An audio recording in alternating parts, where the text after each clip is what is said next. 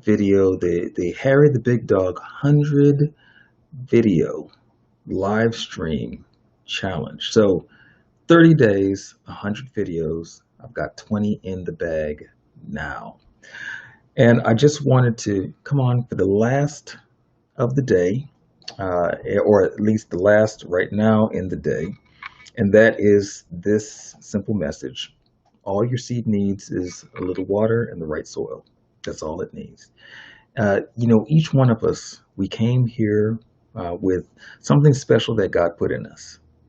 And we don't always get the right soil in order for that to grow and to bloom.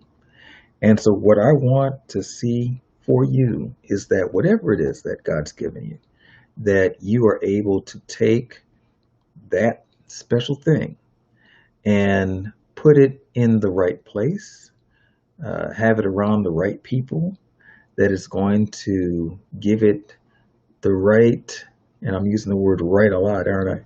But it's going to give it the optimum growing conditions.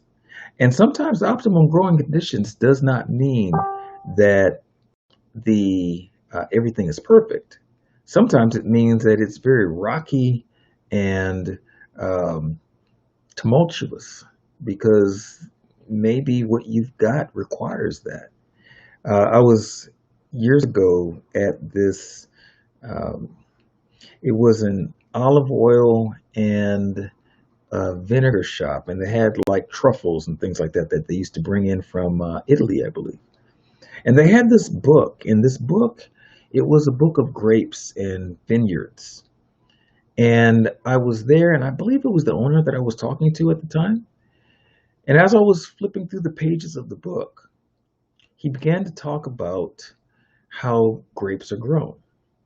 Now, I didn't go to verify this, but he told me something that was very intriguing. And if it was true, I think it's probably one of the most amazing stories that I've heard when it comes to gardening and things like that. And he told me that the first 3 years of a grapevine's life, they will water it. But after that 3 years, they don't water it anymore. He says because that grapevine's job at that point is to stretch its roots down to find the water. And those roots may go for miles, but it finds the water in order to nourish itself. And it grows on very rocky soil, like it's growing through a bunch of rocks and things like that. And I thought, wow, that's amazing. They don't water it anymore after year 3 because they need for it to develop the strength and the ability to seek out its own nutrient source, its own sustenance, its own reservoir.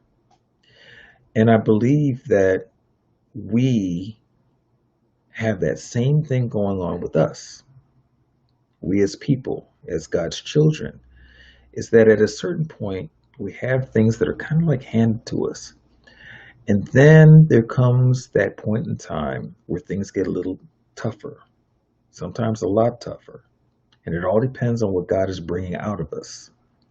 We go through that process of being pulverized, a lot of stress, a lot of strain, a lot of contemplation, a lot of thinking, a lot of wondering. Hey, am I going the right direction? Did things are things going this way because I'm out of line, out of alignment, or are they going this way because I'm in alignment and this is what's being used to knock off the rough edges?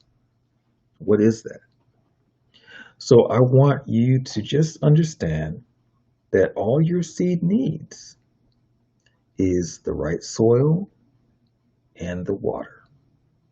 And it doesn't mean that it's being watered from above. It could be water that you have to stretch for because God may have designed it that way for you.